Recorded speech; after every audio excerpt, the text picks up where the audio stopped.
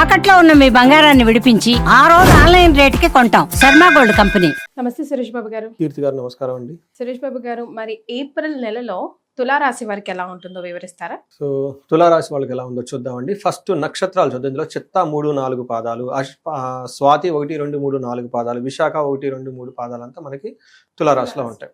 పేరు బలం కనుక చూసుకుంటే రా, రి, రు, రే, రో, తా, తి, తు, తే అన్న అక్షరాలంతా కూడాను మనకి తులారాశిలో ఉంటాయి. మీరు గమనించారో లేదో రామ అన్న రాతో కూడాను తులారాశిలో ఉందండి. అది మనకి ఇప్పుడు శ్రీరామనవమి ఈ మంత్లో ఉంది కాబట్టి, రాబోతుంది కాబట్టి ఇది కూడా మనకి కోయిన్సిడెంట్. రామ అన్న పేర్లు ఎక్కువగా ఉంటారు. తర్వాత ఈ తులారాశి వాళ్ళ పేర్లు కూడా చాలా ఎక్కువ మంది మనం పెడుతూ ఉంటాం. రుక్మిణి, ఓకే, తర్వాత రామ, తర్వాత రాధ, చాలా పేర్లు కామన్ నేమ్ చాలా ఉంటాయి. ఈవెన్ తా అన్న పేరుతో కూడా చాలా మంది ఎక్కువ మంది ఉంటుంటారండి, పిలుస్తూ ఉంటారు. ఇందులో మన గ్రహస్థితిని కనుక చూసుకుంటాం అనుకోండి, సూర్యుడి సంచారం మేషరాశిలో 14వ తారీఖున, బుధుని సంచారం మీనరాశిలో 27వ తారీఖు నుంచి ఫిబ్రవరి నుంచే ఉన్నారండి. తర్వాత శుక్రుడు మీనరాశిలో, కర్కాటకంలో, కుజుడు వచ్చినప్పుడు కర్కాటక రాశిలో ఉన్నారండి. ఈ గ్రహాల యొక్క స్థితిని మనం కనుక కన్సిడర్ చేస్తే వీళ్ళకి ఎలా ఉంటుంది అని మనం కనుక చూసుకుంటే, వీళ్ళకి ఫస్ట్ యాత్రలు చేసే అవకాశం ఎక్కువగా ఉంటుంది. మనకు సూక్ష్మ గోచారం, లఘు గోచారం ప్రకారం కాన్సెప్ట్ కనుక చూసుకుంటే వీళ్ళకి శత్రునాశాంత అని చెప్తారంటే శత్రువులతో వెళ్తే ఎవరిని కనుక పెట్టుకుంటే వీళ్ళకి పైచా ఎక్కువగా ఉంటుంది అనమాట. అంతేకాకుండా ఓవరాల్గా కనుక చూసుకుంటే విజయం ఉంటుంది. తర్వాత ట్రబుల్, కొంచెం ఇబ్బందులు వచ్చే అవకాశం ఎక్కువగా ఉంటుంది అనమాట. ఓవరాల్గా చూసుకుంటే ఒక ఫేవరబుల్గా ఉండేసి బాగుండేది అని మనం చెప్పుకోవాలి.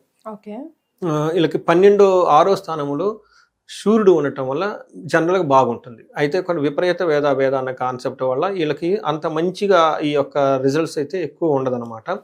అంటే తటస్థంగా ఉంటాయి. అంటే రావాల్సిన రిజల్ట్స్ రాకుండా సూర్యుడు వీళ్ళకి ఎలాంటి రిజల్ట్ ఇవ్వకుండా సమానంగా చేయడం, అంటే వచ్చే రిజల్ట్ ని కొన్ని వేరే గ్రహాలు ఆపేస్తాయి, అడ్డం ఉంది. దీన్ని వేద అంటారు. చాలా మందికి అది కరెక్ట్ గా ఐడియా తెలియదు. బట్ ఇదేమంటే మీరు నేను మాట్లాడుకుంటున్నా, మధ్యలో వేరే వాళ్ళు వస్తే ఏమవుతుంది, డిస్టర్బెన్స్ వస్తుంది కదా. అది రెండు ఒకవేళ మంచి ఒకరికి చేయడం అనమాట.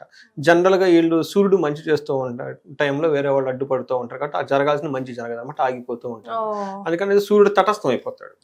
వీళ్ళకి 6వ ఇంట్లో చక్కగా మంచి యోగ్యత ఇవ్వాల్సిన సూర్యుడికి మధ్యలో వేరే గ్రహం అడ్డు రావడంతో ఆ యొక్క ప్రభావం వీళ్ళ మీద పడదనమాట. వీళ్ళకి కరెక్ట్గా అసెస్ చేయలేరు.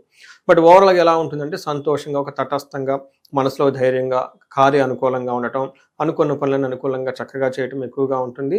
అయితే వీళ్ళకి కొన్నిసార్లు నిద్రపోయేటప్పుడు అట్లా అంటే కొన్ని ప్లేజర్స్ ఎంజాయ్ చేసేటప్పుడు, లవ్, రొమాన్స్ ఇట్లాంటి విషయాలు వాళ్ళకి ఇబ్బంది పడే అవకాశం ఎక్కువగా ఉంటుంది.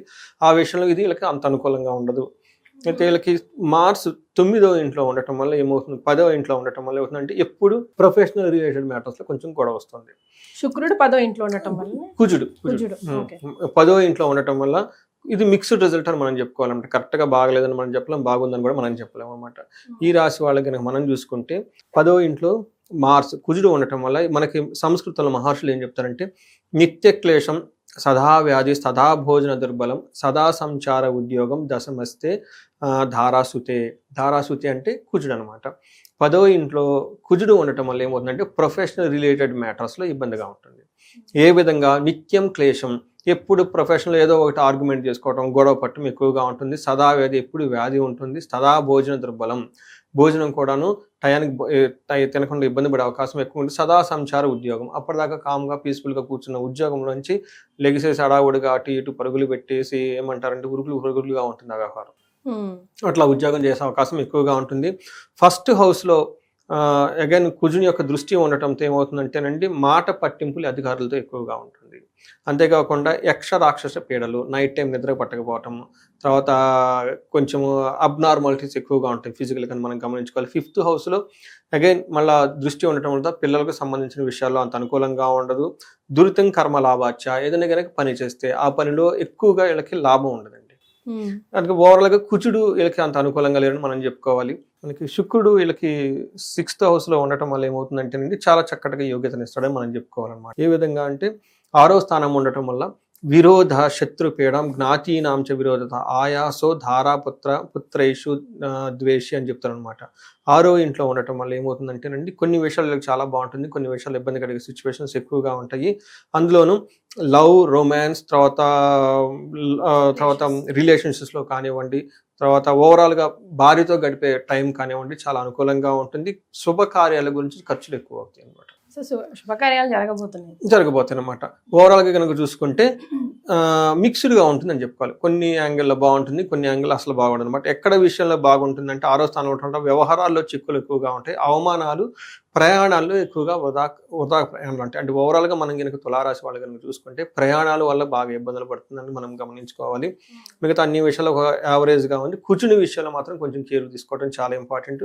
మిగతా అన్ని గ్రహాలు వీళ్ళకి పాజిటివ్గా ఉన్నాయి, పెద్ద ఇబ్బంది అయితే లేదండి. రైట్. సో మరి నక్షత్రాల ప్రకారం చూస్తే తులారాశి వారికి ఎలా ఉంటుందండి ఈ నెల? ఇది చిత్తా, స్వాతి, విశాఖ 3 నక్షత్రాలు ఉంటాయండి. చిత్తా నక్షత్రం వాళ్ళకి కనుక చూసుకుంటే వీళ్ళకి 2 విషయాల్లో చాలా బాగుంది, 3 విషయాల్లో కొంచెం ఛాలెంజింగ్గా ఉంది.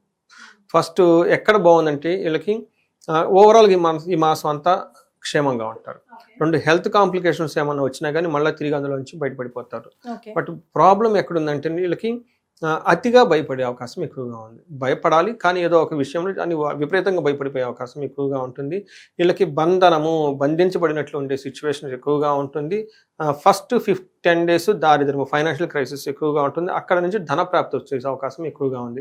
బట్ వీళ్ళు బాగా గుర్తుపెట్టుకోవాల్సిన 2 విషయాలు, అతిగా భయపడటము, బంధించబడినట్లు ఉండే సిచ్యువేషన్స్ ఎక్కువగా ఉంటుంది.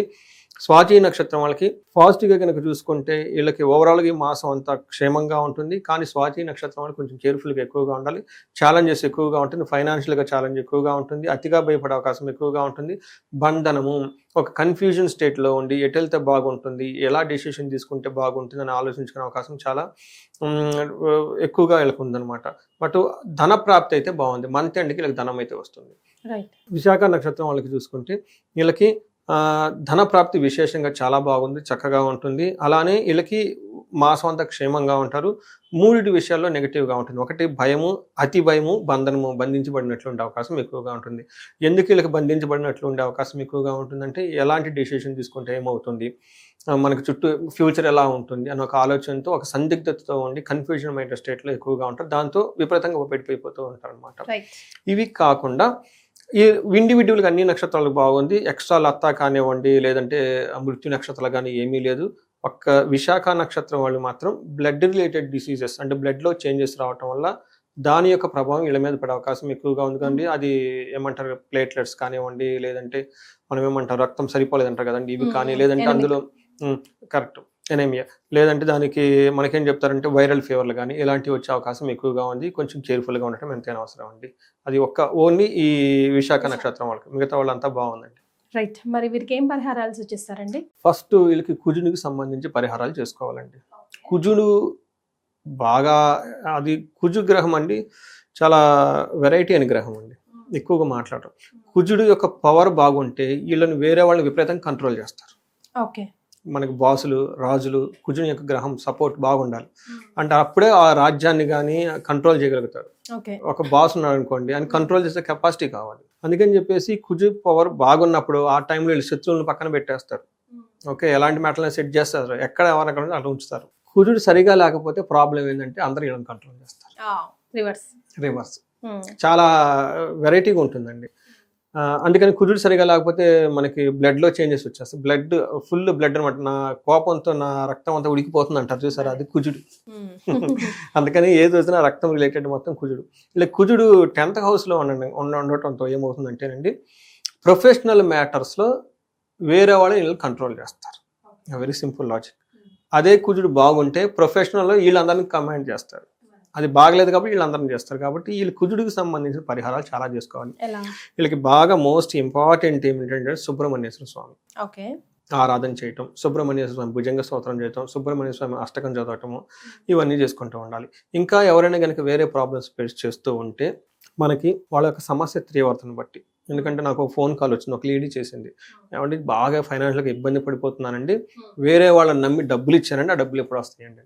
నేను అడిగాను, అమ్మ తల్లి ఎంత డబ్బులు అంటే 1,00,000 రూపాయలు అని చెప్పానండి. ఇప్పుడు ఆ 1,00,000 రూపాయలకి నేను పెద్ద హోమం చెప్పాను అనుకోండి, హోమం ఖర్చు ఎక్కువైపోయింది అనమాట. చిన్నగా మీకు చక్కగా ఇంట్లో కూర్చొని సాయంత్రం పడతలో చెట్టుకి దీపం పెట్టుకోండి, డబ్బులు వచ్చేస్తాయి. నెయ్యితో దీపరాజుని వెలిగించేసి వెండి దీపంలో కనకదార స్తోత్రాన్ని బాగా నిష్టగా చదివితే 41 daysలో ధన ప్రవాహం వచ్చి తీరుతుందండి. ఈ 2 టెక్నిక్స్ అండి. ఇది ఫాలో అవ్వండి. ఫాలో అవ్వకపోతే రాకపోతే నాకు మెసేజ్ పెట్టండి, కాల్ చేయమండి. ఎందుకంటే ఇది మనకి డిస్ప్లే డైరెక్ట్ నెంబర్ నాదే కాబట్టి నేను చాలా మందికి చెప్పానండి. అయితే అమౌంట్ చిన్నగా వస్తుంది ఎందుకంటే, బట్ రావటం అయితే స్టార్ట్ అవుతుందండి. అక్కడ నుంచి వాళ్ళు డీప్గా దాంతోపాటు శ్రీ సూక్తం కానీ ఇంకేమన్నా చదువుకొని అలా కొంచెం అంటే దాంతోపాటు ఇంకా కొన్ని చెయ్యాలండి వాళ్ళు. ఎందుకంటే ఒక పక్క ధనాన్ని అవమానిస్తూ ధనం రావాలంటే ఇట్లా వస్తుందండి. చాలా మంది అది చేస్తూ ఉంటారు తప్పులు. వాళ్ళు మాట్లాడేటప్పుడు నాకు తెలిసిపోతుంది. సో లక్ష్మీదేవి మన దగ్గర ఉండట్లేదంటే అమ్మవారికి మనం కోపం తెప్పించామని అర్థం. Very simple logic. అమ్మవారికి ఎందుకు కోపం వచ్చిందంటే ఒక పక్క మన కాలు ఒక పక్కన ఇన్సల్ట్ చేస్తూ ఉంటే ఎలా వస్తుందండి. అందుకని చెప్పి స్తోత్రాలు అవన్నీ చదవాలి. రెండు మన మైండ్ సెట్ కూడా మార్చుకోవాలి. కొన్ని చిన్న చిన్న టెక్నిక్స్ ఉంటాయండి, అవి టెక్నిక్స్ ఫాలో అవుతుంటే బట్ ఎవరైనా సరే ఇంతవరకు చేస్తేనండి వచ్చేస్తుందండి. మరి కొంతమంది నాకు తెలిసిన ఒకళ్ళు వచ్చేటప్పటికి మొన్న 3.5 కోట్లు ఇన్వెస్ట్ చేసామంటే పెద్ద ప్రాజెక్ట్లో, ఈ స్టేట్లో కాదండి వేరే స్టేట్లో ఎక్కడో పోయి ఇన్వెస్ట్ చేశారండి. మరి 4 కోట్లు సుమారు, మరి పెద్ద అమౌంట్ కదండి. అందుకే ఇట్లా కాదండి, దానికి వేరే ప్రొసీజర్లు ఉంటాయి. అప్పుడు ఏంటంటే మనకి కుబేరు పాశుపత అభిషేకం కానివ్వండి, తర్వాత శ్రీ సూక్తంతో సంపుటీకరణ చేసి కొన్ని బీజ మంత్రాలు ఉంటాయి అన్నమాట. వీటిని చేసుకొని మనం మహాలక్ష్మి విశేష హోమం చేసుకోవటం, 2 రోజులు 3 రోజులు కార్యక్రమం చేసుకుంటే పెద్దగా సంబంధించిన పనులు ఎక్స్ట్రా బూస్టర్ లాగా ఎనర్జీ వచ్చి 3 to 6 months ప్రాబ్లం సాల్వ్ అవుతుంది. ఇవన్నీ కనుక చేసుకుంటే చాలా బాగుంటుందండి. సో ఇందులో వాళ్ళకున్న సమస్య తీవ్రతను బట్టి ఇవి చేసుకోవాలి. ఇప్పుడు ఎందుకు చెప్పుకుంటున్నాం అంటే వీళ్ళకి మార్స్ కుజుడికి సంబంధించి ప్రొఫెషనల్ రిలేటెడ్లో ప్రాబ్లం ఉంటుందని మనం చెప్పుకున్నాం. అది చిన్నదా పెద్దదా అన్న వాళ్ళకి తెలుస్తుంది కాబట్టి పెద్దది కనుక ఉంటే వీళ్ళు ఏం చేయాలంటే అండి మన్యు పాశుపత అభిషేకం చేసుకోవాలి. చాలా మంది చూపించుకుంటున్నారండి నా చేత. ఎక్కడ యూఎస్ నుంచి కానివ్వండి, స్విట్జర్లాండ్ నుంచి కానివ్వండి, మనకి చాలా కంట్రీస్ నుంచి నాకు కాల్ చేసి చూపించుకుంటూ ఉంటారు. హాఫ్ డే ప్రొసీజర్ చాలా ఎఫెక్టివ్గా ఉంటుంది. ఉగ్ర ఆంజనేయ స్వామికి సంబంధించి రుద్రంతో వాళ్ళకి సంపుటీకరణ చేసే పూజ అనమాట. ఇవన్నీ వేద మంత్రాలు వేదాలతో చేసేవి. తర్వాత ఇవి కాకుండా ఇంకొంతమందికి ఏదైనా కనుక ప్రాబ్లం ఉంటే చండీ హోమం చేయించుకోవాలి. ఇంకా ఇది కూడా లేదండి మేము ఇంట్లో చేయించుకుంటే మంచిదండి. ఎందుకంటే దేవస్థానానికి పోతే అక్కడ ఉండే విశిష్టత అక్కడ ఉంటుంది. అలాంటి వాళ్ళు ఏం చేయమంటారు, నేను శ్రీశైలం వెళ్ళమని చెప్తాను. అక్కడ స్పర్శలింగ దర్శనం చేసుకొని అక్కడ చండీ మనకి హోమం సామూహికంగా చేస్తారు. నేనేం చెప్తానంటేనండి ఇండ్లు కనుక పెద్దదయ్యి అంతా బాగుంటే ఇంట్లో చేయించుకోండి. ఇంట్లో వేద ఘోష, బ్రాహ్మణ ఘోష ఇవన్నీ ఎక్కువ చేస్తాం కాబట్టి అండి వాళ్ళ యొక్క నిత్య కర్మలు చేసుకొని ఎక్కడికి వచ్చేస్తారు కాబట్టి అండి పండితులు వాళ్ళ యొక్క స్పర్శ, వాళ్ళ యొక్క ఘోష ఇంట్లో ఉండే నెగిటివ్ వైబ్రేషన్స్ ఉంటే పోతాయండి. పర్టికులర్గా ఎవరన్నా లాంగ్ నుంచి ప్రాబ్లమ్స్ ఫేస్ చేస్తూ ఉంటా మనకు తెలవకుండా వైబ్రేషన్స్ ఎక్కువ ఉంటాయండి ఆ ఇంట్లో. సో ఆ ఇంట్లో ఉన్న వైబ్రేషన్స్ బయటకు కొట్టేయాలండి. దానికంటే మళ్ళీ కౌంటర్ ఎఫెక్ట్ ఇవన్నీ చేస్తూ ఉంటే బాగుంటుంది. హోమం చేస్తే ఇవన్నీ చేస్తే బాగుంటుందండి. ఇంతవరకు చేసుకుంటే చాలా చక్కగా ఉంటుంది. ఇవి కాకుండా ఇంకేదైనా ఇండివిజువల్ స్పెసిఫిక్గా ప్రాబ్లం ఉంటే మనీ రిలేటెడ్ ప్రాబ్లమ్ కానీ మనం కన్సల్ట్ అయితే మనం గైడ్ చేయొచ్చు. చాలా సంతోషం అండి. తులారాశి వారికి ఏప్రిల్ నెలలో ఎలా ఉంటుందో తెలియజేశారు. ధన్యవాదాలండి.